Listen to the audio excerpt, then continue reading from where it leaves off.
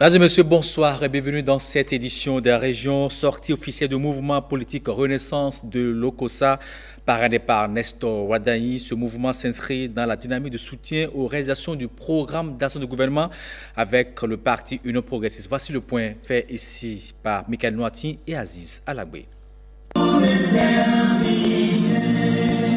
La sortie officielle de la Renaissance de l'Okossa renforce l'enracinement de l'Union progressiste dans la localité avec une forte adhésion de jeunes.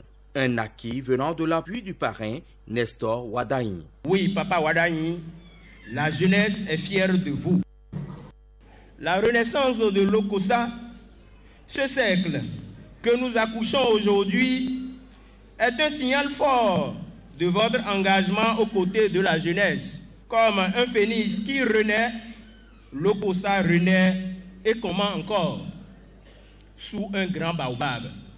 Plusieurs réformes sont en cours et nous constatons des réalisations effectives sur le terrain.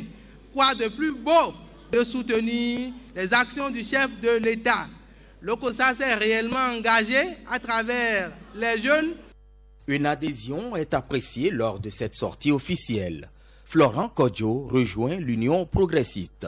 Je vous remercie et vous demande d'avoir l'esprit d'humilité, d'amitié, de fraternité, afin d'être fort pour avoir la majorité aux élections communales prochaines.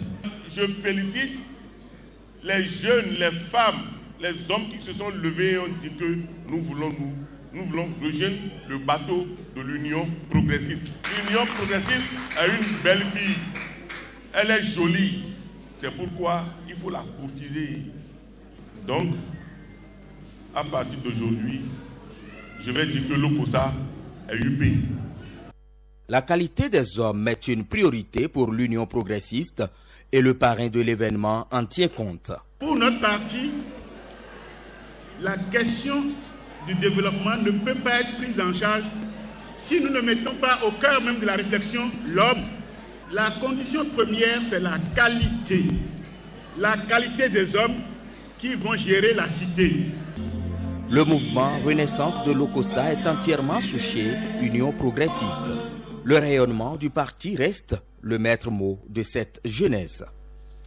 Revenons ici à Cotonou. Un atelier s'est ouvert ce 9 janvier 2020 au ministère du Tourisme, de la Culture et des Arts. Il va être question bien sûr du plan de travail annuel 2019 et du lancement du PTA 2020 du dit ministère. Jean-Michel Abimbola, premier responsable de ce département ministériel, a procédé à l'ouverture de l'atelier. On l'écoute au micro de Fifame Salomé Atadji et de Ramatou Lawane. Au 31 décembre 2019, le budget alloué au secteur du tourisme, hors dépenses de personnel et hors transfert en capital au profit de la NPT, a été consommé à hauteur de 36,91% base ordonnancement contre 5,92% au 30 septembre 2019. Le niveau d'exécution physique des activités est évalué à 39,5% au 31 décembre 2019 contre 7,99% enregistré au 30 septembre 2019.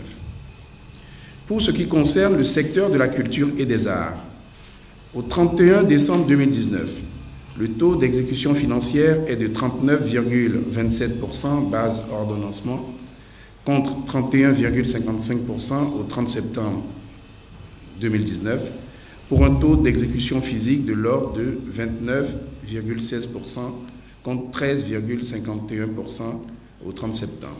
Mon ambition est d'atteindre un taux record base ordonnancement du budget de 30 milliards 105 millions de francs CFA alloués à notre ministère au titre de l'année 2020 au soir du 31 décembre 2020. C'est sur ces mots que je voudrais, avec la permission du Présidium, que je voudrais, disais-je, déclarer officiellement lancé ce jour, jeudi 9 janvier 2020, les travaux de la revue au 31 décembre 2019 du PTA du ministère du Tourisme, de la Culture et des Arts, ainsi que le lancement du PTA exercice 2020 du ministère. L'association des guérisseurs et prêtres endogènes de la collectivité Awino a tenu son premier congrès ordinaire en début de semaine à Agbanizou. Les membres de ce creuset sont venus de plusieurs régions du Bénin et d'Afrique pour 2 jours de festivités, j'allais dire. Voici le point avec Vitis Aroré et Giscard Povi.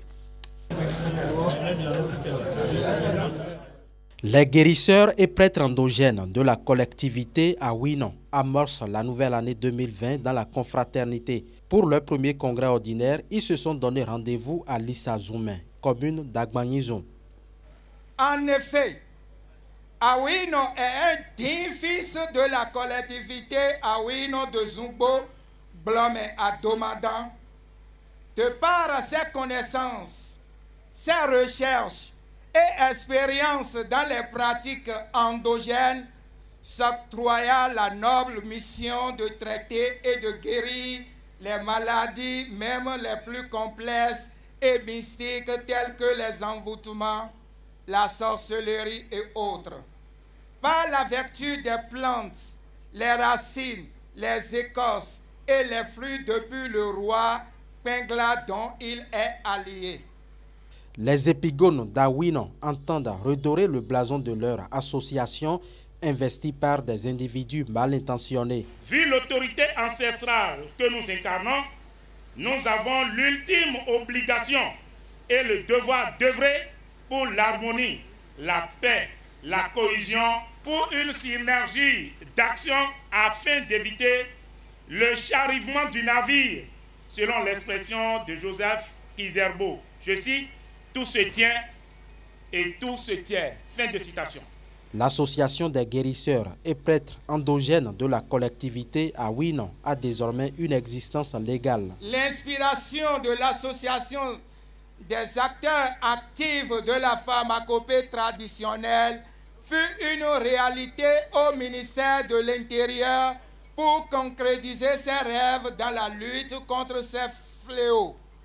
C'est ce qui a permis à la corporation d'obtenir dignement son récépissé pour une bonne réglementation et pour la crédibilité de notre travail, respectivement au ministère de la Santé et celui de l'Intérieur, après des enquêtes de moralité et de dignité du métier des tradis praticiens. Un bureau d'une quinzaine de membres est mis sur pied à la faveur de ce premier congrès ordinaire. Avec votre permission, je place mon mandat sous l'amour du prochain. Nous allons essayer de dépasser nos frontières et nouer des relations avec le Brésil, l'Inde et d'autres pays de l'Europe pour la valorisation de notre culture. Libation et louange au fétiche goût, divinité tutélaire des Awinonvi, marque la fin de ces retrouvailles.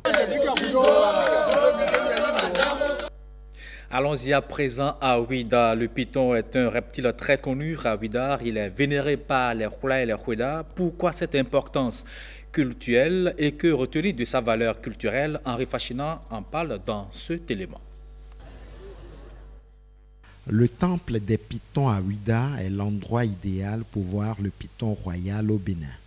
Un cadre touristique qui permet aux visiteurs de connaître l'histoire de cet animal inoffensif et sociable, car il n'est pas dangereux pour l'homme. Le python royal, même au niveau scientifique, c'est prouvé, ça n'a pas de dents, ça n'a pas de venin, ça ne mord pas.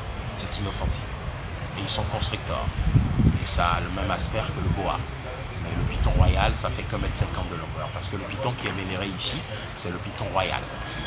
Il a une valeur culturelle chez les Pédas et les Hula.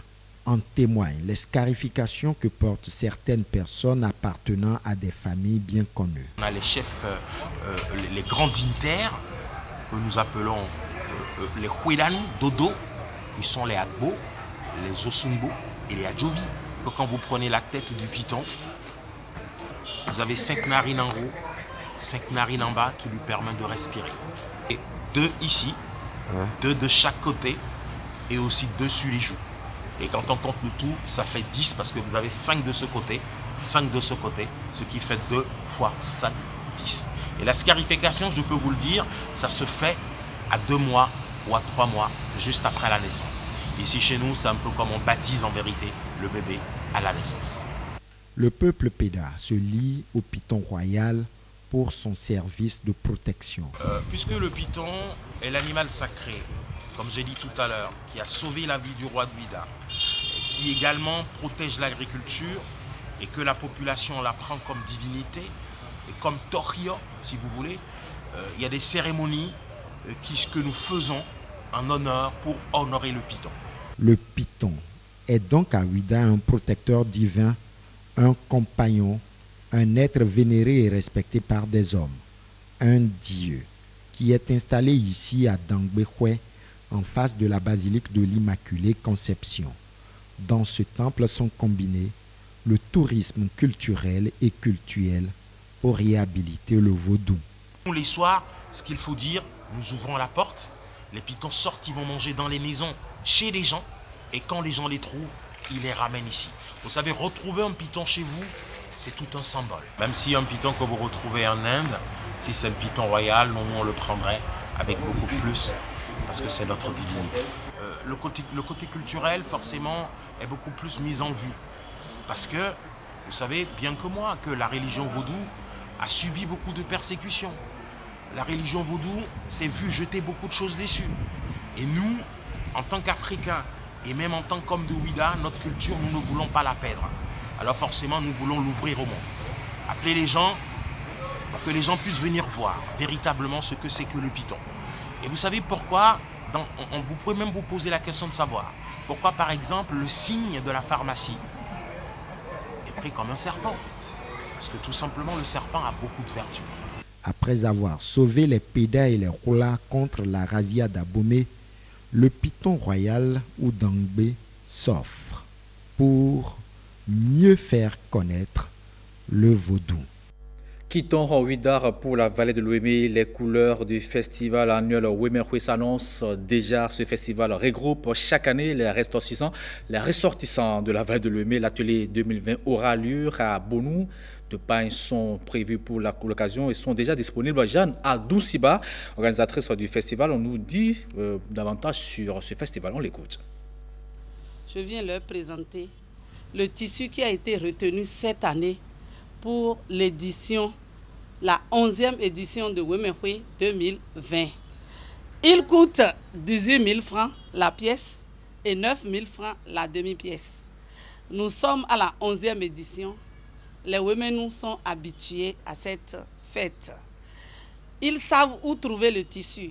Les endroits où les gens ont l'habitude de l'acheter, ils vont à ces endroits, ils vont l'acheter. Mais je leur conseille d'aller plus tôt pour éviter la surenchère, pour éviter d'avoir le tissu à des prix exorbitants après. Dès cet instant où je vous parle, le tissu est disponible. Maintenant s'il y a des gens qui ne sont pas habitués à la fête et qui découvrent cette année, ça peut arriver.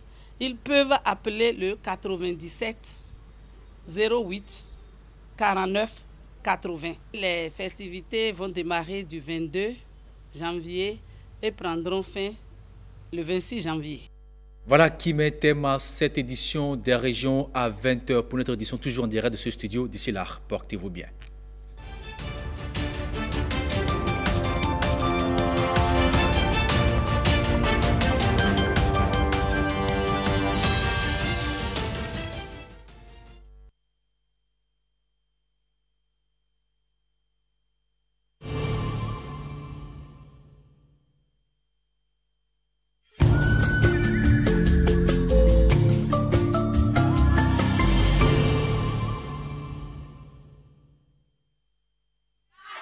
Vendredi,